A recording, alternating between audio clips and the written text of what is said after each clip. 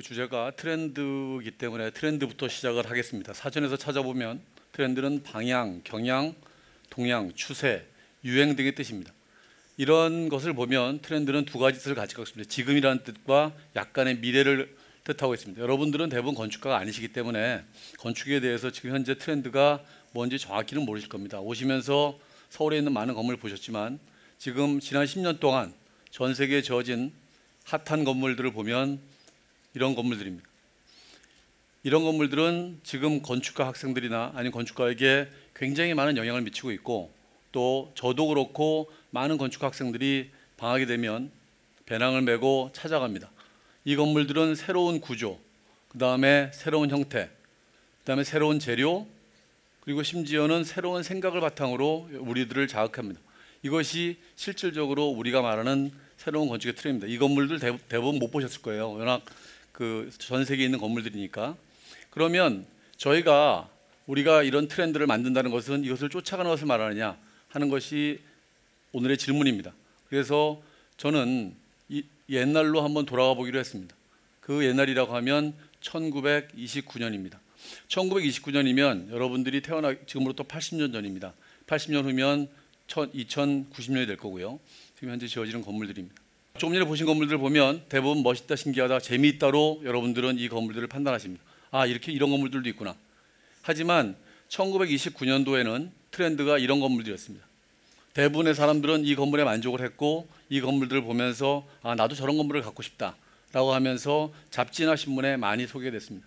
그런데 1929년에 이상한 일이 벌어집니다. 이게 바르셀로나인데요. 지금 여기 있는 건물이 1929년에 지어진 건물입니다. 1929년에 바르셀로나에서 저희가 엑스포 하지만 엑스포는 1859년부터 열렸습니다. 사실은 국제 엑스포는 1929년에 바르셀로나에서 엑스포가 열렸을 때 독일에서 미스 반델러이라고 하는 건축가가 만들었던 파빌리온입니다. 이 파빌리온은 바로 없어집니다. 엑스포가 그렇듯이 끝나고 나면 없어지는데 지금 여기 보시는 건물은 60년 동안 그 건물을 그리워했던 사람들이 다시 지은 건물입니다. 1989년에. 세상의 짝퉁의 건물을 보기 위해서 지금도 많은 건축가들이 찾아갑니다. 왜냐하면 이 건물은 지금도 우리한테 너희들이 어떤 건물을 만들어야 되고 어떤 건축이 좋은 건축이냐 하는 질문을 계속 던져주기 때문입니다. 또 하나는 1915년에 저진 지금 독일어지만 변신이라고 하는 소설입니다. 이 변신이라고 하는 소설은 다음과 같은 문장으로 시작됩니다. 어느 날 아침 그레고르 잠자가 꿈에서 깨어났을 때 한 마리 커다란 해충으로 변해 있는 것을 발견했다.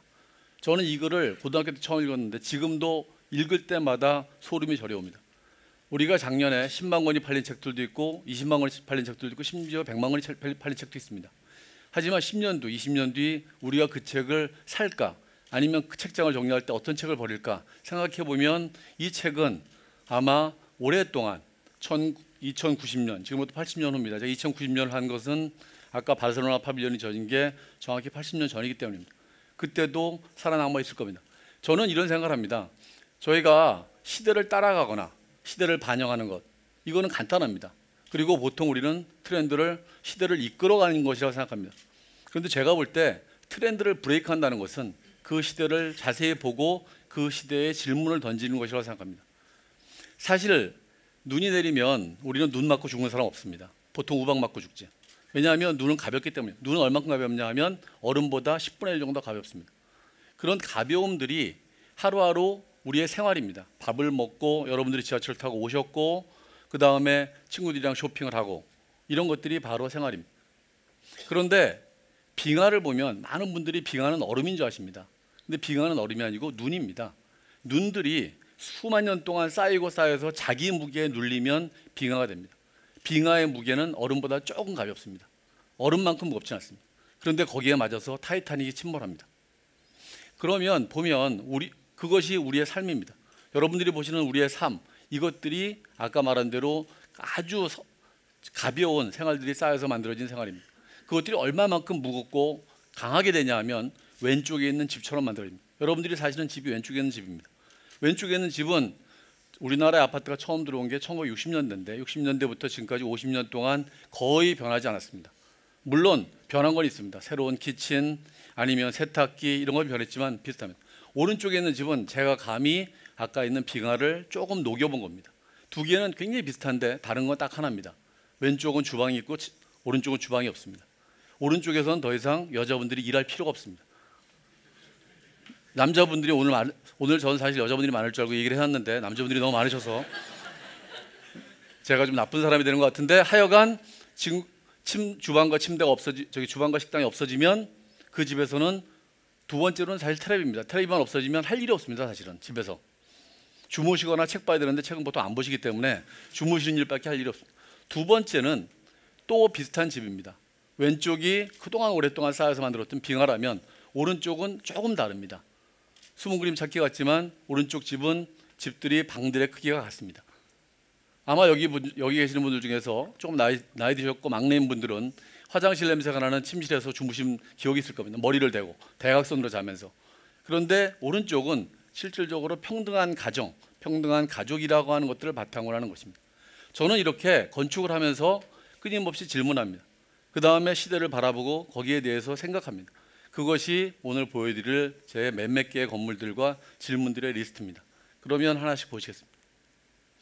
건축은 공간을 만든다고 배웁니다. 그런데 여러분들은 건물을 평으로 팝니다. 이게 이상한 거죠. 그러면 쥐가 제일 부자입니다. 쥐는 전체 천장을 다 갖고 있기 때문에 몇천 평 집을 갖고 있습니다.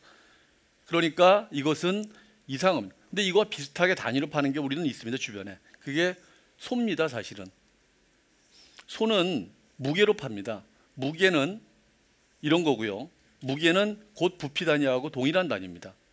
그런데 만약에 소를 면적으로 팔기 시작하면 이런 문제가 생깁니다. 샤브샤브는 이렇게 팝니다. 사실은. 근데 샤브샤브를 면적으로 팔지 않고 무게로 파는 이유는, 여러분들이 150g 1인분이라고 써 있는 이유는 이렇게 팔면 폭동납니다. 그렇기 때문에. 그런데 건축은 이렇게 팝니다. 그러다 보니까 여러분들이 이렇게 스퀴즈 되는 느낌입니다. 그래서 천장이 손이 닿는 이유는 가능한 한 많이 팔기 위해서 건축을 평으로 팔다 보니 생기는 현상입니다. 저는 이런 세상을 꿈꾸는 겁니다. 공간으로서의 건축을. 그 공간으로서의 건축을 꿈꾸면 실제로 만들어집니까? 가능합니다. 가능은 한데 천천히 만들어지는 겁니다. 지금 여기 보시는 이 건물입니다. 이 건물은 겉으로 보면 아주 육각형으로 생겨 있고 잔디로 덮여 있지만 이 건물의 껍데기를 살포시 벗기면 다음과 같은 건물이 나옵니다. 이 건물은 짓지는 않았습니다. 이 건물을 벗기면 여기가 거실입니다. 이렇게 된 부분이. 제일 낮은 부분은 손이 닿을 만큼 2.1m고 높은 부분은 8m, 제일 높은 부분은 12m입니다. 즉 공간이 하나가 아니라 거실이 움직이면서 변하는 겁니다. 두 번째로는 다 보여드릴 수가 없으니 간단하게 말씀드리면, 뒤를 보면 여기 계시는 분은 사실 화장실에 앉아 계시는 겁니다. 화장실이 높이가 12m입니다. 위에 천창은 있고요. 위에서 빛이 들어오면서 앉아 있고, 여기는 굳이 샤워기를 하지 않아도, 세게 하지 않아도 폭포수처럼 떨어지는 샤워를 할 수 있습니다. 이게 공간의 건축입니다. 그리고 두 번째, 젖은 건물이 없느냐? 그럼 젖은 건물도 사실 있습니다. 이 건물은 1층부터 4층까지 높이가 다릅니다. 이 건물들의 높이는 다르고 그 다음에 재료도 다르고 안에 들어가면 분위기가 다릅니다. 그리고 보통 건물은 1층이 높은데 이 건물은 1층이 낮아서 2층 올라가는데 다리도 안 아픕니다. 그 다음에 이 건물은 겉으로 보면 몇 층인지 잘 모르십니다. 보통 건축가들은 이렇게 보면 4층 같이 보이는데 라고 말씀하시지만, 이 건물은 2층과 3층으로 아주 복잡하게 공간들이 엉켜 있습니다. 그 공간에 들어가면 사실 찾기도 좀 어려운데 아주 상세한 설명은 나중에 잡지나 아니면 인터넷을 참조하시겠으면 합니다. 이 건물은 아주 최근에 지어진 건물입니다. 좀 전에 타일러 씨가 말씀하셨던 월페이퍼에 나왔던 건물이기도 한데 주택입니다. 그런데 이 집은 보시는 바와 같이 주차장 1층, 2층, 3층이 서재입니다. 서재까지 재료도 다르고 공간의 크기도 다르고 공간의 모양이 달라서 그 공간을 자기가 마음껏 향유할 수 있는 그런 건물입니다. 자, 두 번째는 길은 길이고 건물은 건물이다. 길이 건물이 될 수 없는가? 도시를 보면 길은 있고 그 다음에 건물이 있습니다. 둘이서 서로 사이 좋지 않습니다. 그런데 여러분들을 대부분 아시는 여기 포스트에도 나왔지만 저는 쌈짓길을 설계한 사람입니다. 인사동을 가면 인사동에 커다란 길이 있고 자그마한 길들이 실핏줄처럼 흩어져 있습니다. 이것들을 건물 안으로 어떻게 모으고 건물이 길의 일부로 되느냐 하는 것이 저의 생각이었습니다. 그래서 인사동에는 인사동길이라고 큰 길이 하나 있고요. 두 번째로는 작은 길들이 있습니다. 작은 길에는 이렇게 상점들이 있습니다. 이것이 인사동의 쌈짓길의 시작입니다. 첫 번째 스케치는 너무 단순합니다. 호리존탈에 서 있는 이렇게 된 가게를 이렇게 만들면 되지 않느냐. 그리고 이것을 건축화한 것이 쌈짓길입니다. 인사동길은 끝에서 끝까지 350m고요. 쌈짓길은 그 안에서 350m를 더했습니다. 2배를 만든 거죠. 이것이 저희가 만든 쌈짓길입니다. 그리고 뭐 대부분 사실은 쌈짓길은 가보셨겠지만 그냥 겉으로 보면 별 의미 없는 그냥 건물입니다. 그런데 저는 열심히 졌는데 신경을 안 쓰시더라고요. 그냥 길만 보시니까. 그래서 한 번은 이게 길인데 어떻게 건축상을 주냐 그래서 건축상을 여러 개 받다 한 번 못 받은 적도 있습니다. 지금 여기 보면 위에 있는 하늘에 매달린 그 길로 아래를 쳐다보고 하는 것들을 여러분들이 보실 수 있고, 길처럼 사람들이 보통 저 건물에서 저런 행위를 하지 않습니다. 다니기 때문에. 여기 보면 중간에 퍼포먼스가 열리면 사람들이 그것을 보고 퍼포먼스가 끝나면 다시 길을 가는 그런 것들이 쌈짓길입니다. 자, 아까 보셨지만 주거는 굉장히 고집스럽습니다. 정말로 강한 것 중에 하나가 빙하 중에 빙하가 주거입니다. 그런데 저희가 만든 건물을 보면 아까 보시는 바와 같이 이게 일반적인 평면이라면 저희가 대안 가능한 평면들입니다. 첫 번째 집을 보여드리겠는데, 저희가 리퀴드 그냥 물집이다, 액체집이다 이렇게 얘기를 하는데, 이 집은 전원에 있습니다. 보통 전원에 있으면 좋다고 생각하시는데 전원에 도둑이 많습니다. 그래서 이분이 나는 건물을 짓고 싶은데 밖으로 창문을 내지 않고 중정이 있는 집을 줘달라고 말씀을 하셨습니다. 중정이 있는 집을 생각하니까 도나스가 생각이 나서 지은 집이 이 집입니다. 사실은 아까 말씀드린 대로 이쪽에 보이는 것이 설탕, 각설탕으로 만들어진 집이라면 다음 보여드리는 집이 물 안에 각설탕을 녹인 집입니다. 이 집이야말로 우리가 지금까지 견고하게 살았던 삶이 아니라 좀 느슨하고 릴렉스할 수 있는 삶입니다. 그래서 겉으로 보면 벽돌로 굉장히 강한 집처럼 보이지만 안에는 중정을 가지고 평면을 보면 이렇게 된 집입니다. 여기 보면 싱크대를 제외하고는 공간들의 구분도 없습니다. 책을 읽고 싶으면 아무 구석에서 읽어도 되고 돌아다니고 싶으면 아무 구석이나 돌아다니면 됩니다. 물론 여기에 테레비를 어디다 놓느냐 이런 질문을 하시면 그건 주인 마음입니다. 천장에 놓고서 보셔도 되고 바닥에 놓고 보셔도 되고, 그리고 2층 평면은 이렇게 생겼습니다. 약간 찌그러진 도나시. 이 건물은 겉으로 보면 굉장히 솔리드해 보이지만 벽돌로 졌지만 보는 방향에 따라서는 굉장히 소프트한 젤로처럼 보이는 건물입니다. 이것이 첫 번째 저희가 집 우리의 삶을 어떻게 새로 만들어내느냐 하는 것들이 첫 번째 주제였던 겁니다. 두 번째 집은 이게 좀 안의 모습이고요. 겉은 굉장히 견고하지만 안에는 저희가 정말 리퀴드하게 보이기 위해서 만들었던 집입니다. 이 집도 실질적으로 질 뻔했는데 약간 뭐 금융위기라고 하는 2008년 금융위기 때문에 스톱이 됐습니다. 사실 이 집을 처음 설계했을 때 방이 없잖아요. 그래서 이걸 짓느냐 마느냐 뭐 이런 건축주도 굉장히 염려를 하셨어요. 근데 건축주가 아기가 있었습니다. 조그만 아기가. 그래서 제가 뭐라 하냐면 여기는 모서리가 없기 때문에 아기가 안 다치니까 큰 문제 없을 거다 했더니 짓자 그러다가 금융위기 때문에 사실은 스톱되어 있는 집입니다. 두 번째 집은 사실은 이렇게 굉장히 땅도 좋고요. 그 땅에서 보면 서울이 다 보입니다. 강변이고 밤에 보면 더욱 멋있게 보입니다.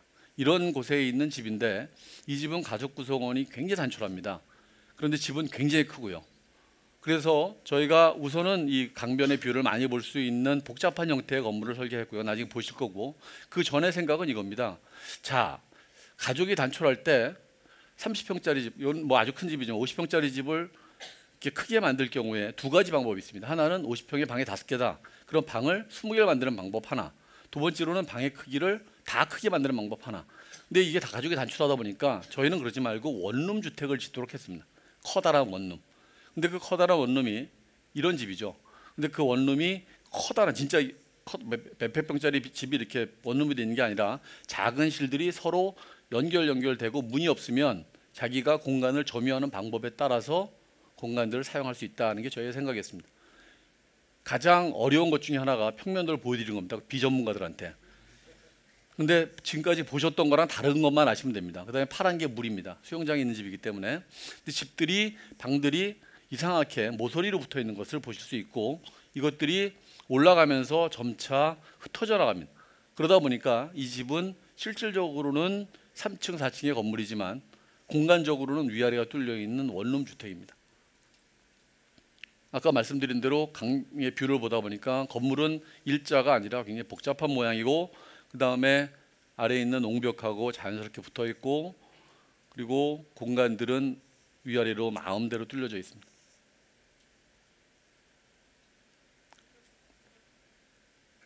그 밖에서 테라스에서 본 서울의 모습입니다. 자, 건물은 어디서 보든지 비슷합니다. 사실은. 근데 강면이 전부 다른 건물도 가능할까? 가능합니다. 저희가 생각을 할 때 사람입니다. 그런데 이 뒷모습만 다니면 귀신입니다. 이건. 그런데 우리는 이걸 사람으로 인식합니다. 분명히 앞면하고 뒷면하고 너무 다른데도, 물론 뒤에 머리 없으신 분도 계시지만 일반적으로 이런 모습이 사람입니다. 그런데 건물은 내면, 이 건물만 해도 거의 유사합니다. 저희가 생각한 건 아예 이게 좀 같은 건물입니다. 내면이 다른 건물.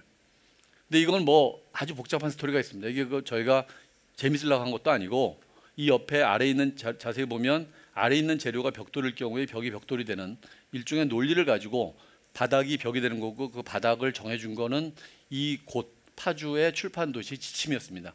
그러니까 저희는 따라간 거지 저희가 만든 게 아닙니다. 실제로.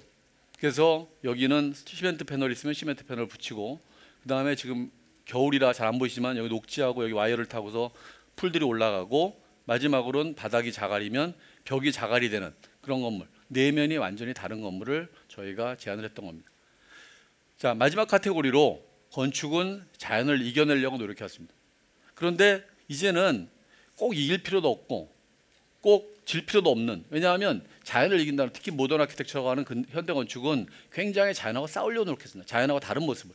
그런데 저희가 지금 아까 나중에 보여드릴 딸기가 좋아의 옥상입니다만은 여기는 그냥 건물이 아니라 여기 건물입니다. 건물과 땅과 거의 구별이 없듯이 저희가 생각하는 자연과의 관계가 또 하나의 저희의 질문입니다. 이제 호랑이가 보이시는 분들은 생명이 아니시고요, 안 보이시는 분들은 약간 병원을 가보셔야 되는데요. 이런 것들이 저희가 하나의 건물 중에 하나입니다. 지금 보이시면 여기 있는 이게 건물입니다. 건물이 보통 자연 속에 건물을 지면 나무나 아니면 돌이나 이런 자연 재료로 지려고 노력을 합니다.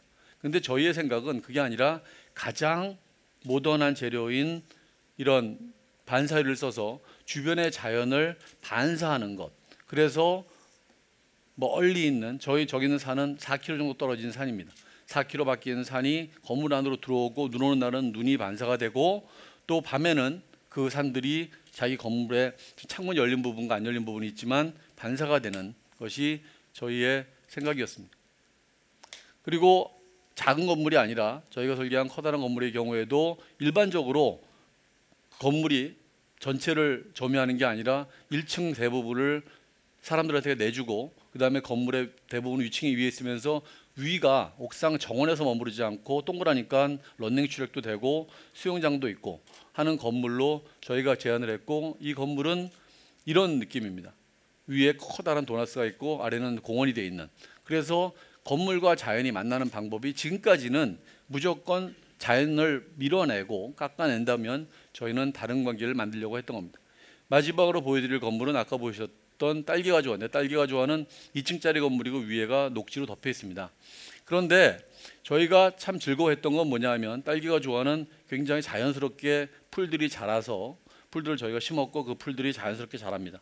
그런데 시간이 지나고 보니까 자연이 저희한테 얘기를 합니다. 야, 우리 좀 같이 놀자. 그래서 풀들이 날라와서, 씨들이 날라와서 건물의 일부가 됩니다. 그리고 앞에서 보면 이렇게 됐던 모양이 이제는 풀 정도가 아니라 나무까지 자라서, 좀 심하게 말하면 이거는 아니다 싶을 정도로 많은 사람들이 귀신 나오지 않겠느냐라는 생각을 얘기까지 하는데, 저는 사실은 굉장히 즐겁습니다. 왜냐하면 저 건물에 자연이 찾아온 거기 때문에. 그런데 저는 사실 오늘 제목이 그겁니다. 트렌드를 어떻게 얘기하자라는 건데, 제가 보기에 시대를 질문하는 것, 시대를 정확히 보고 질문하는 것이야말로 제가 건축가로서 어떤 하루하루를 사는 이유고, 또 그것이 아마 건축가로서의 저의 의미라고 생각합니다. 정말로 재밌는 건 제 좌우명 중에 하나가 질문은 아름답답니다. 제 책상에 조금씩 써 있는데, 근데 문제는 저는 초등학교 때, 중학교 때, 고등학교 때 한 번도 질문을 던진 적이 없어요. 제가 보통 제 학생들한테 그럽니다. 저는 정말로 샤이했다. 그럼 모든 사람들이 웃습니다. 네가 어떻게 샤이했느냐고. 한데 정말로 손을 들기가 무서웠습니다. 선생님이 나한테 뭐라고 그럴까 봐. 그런데 나이가 이제 한참 먹어서 요새는 매일매일 생활에 대해서, 건물에 대해서, 그다음에 지금의 우리의 삶에 대해서 질문을 던지는 것이 저의 일이고, 또 그것을 계속 이어가고 싶은 것들이 건축가로서의 저의 꿈입니다. 감사합니다.